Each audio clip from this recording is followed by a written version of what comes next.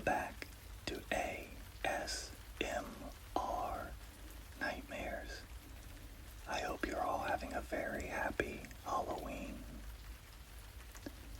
Tonight's story is titled, I Don't Like Pumpkin Anymore by Mr. Michael Squid. Jason Perron was a tormenting bully who antagonized half of the kids in our school district. He even bullied my son in elementary school.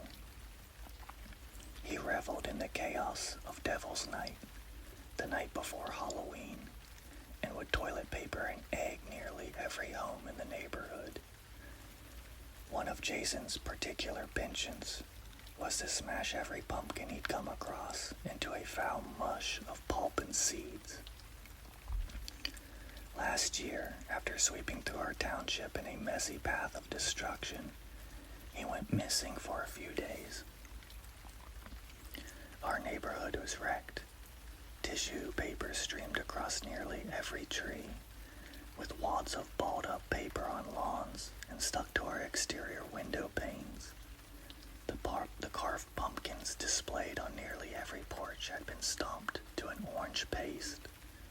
A few windows of homes had cracked, and some even shattered inward from the force of the eggs. And rage simmered as we soon realized Jason had chosen to hard-boil some of the egg mortars this year. It's no understatement to say most everyone hated Jason. Maybe not his rich parents and their condescending looks and tones that just shouted, "We are better and more successful than you," nor his sultry blonde girlfriend or his little crew of lackeys. But everyone else aside from a few odd souls hated Jason Perron. Our own home was caked with dried albumin and yolk, a shining gloss of sulfur-stinking egg. I spent Halloween morning scrubbing it off of our home siding, moving the ladder to reach the high yolk splatter. Expletives were flowing freely as I cursed that rotten child's name. The sound of a siren caught my attention, and I turned to see our deputy taking reports from witnesses. He looked sympathetic, but not surprised. This had happened the last 5 years in a row. I carried on, sanding down the nasty organic glaze of yellow, when a scream rang out.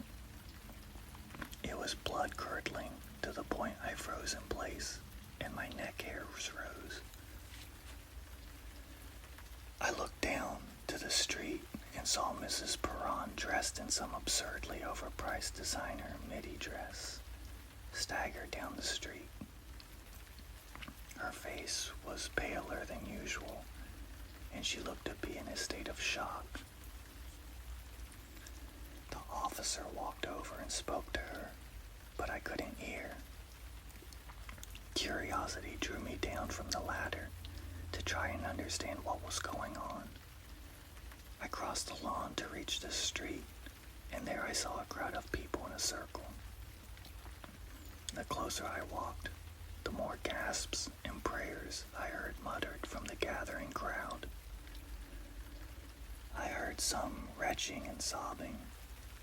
I heard clicks of cell phone cameras, and Mrs. Tiller croaked out, "Dear God." The police officer, who'd initially been called to take a report, was asking people to break it up as he rushed through the crowd.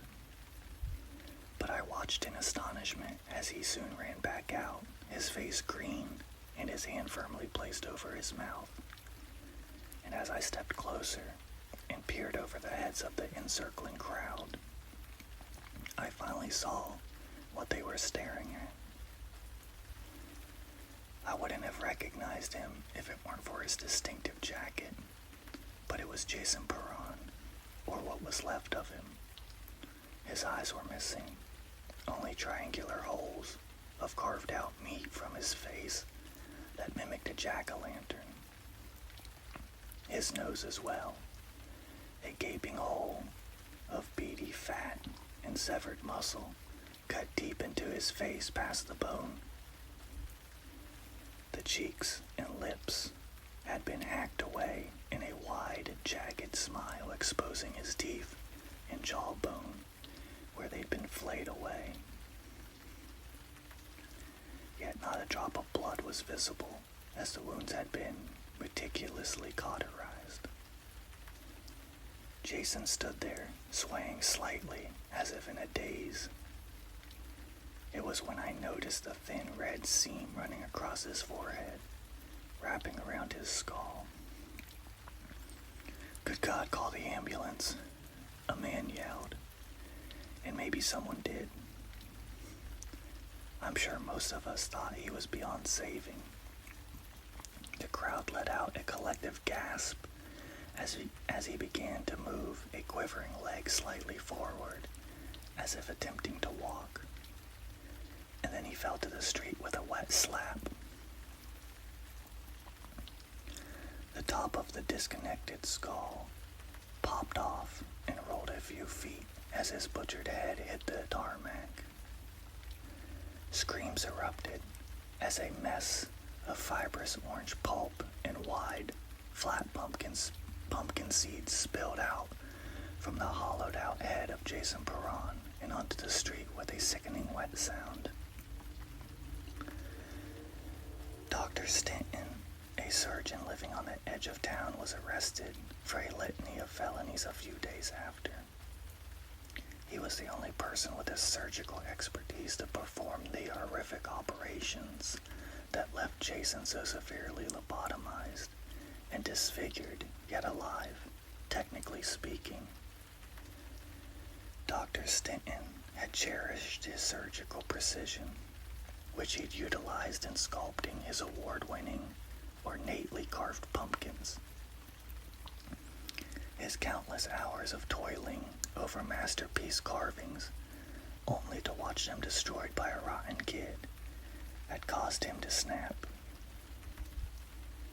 Last I heard, he'd been sent upstate for 20 years. As unlikely as it seemed, Jason survived his horrific ordeal.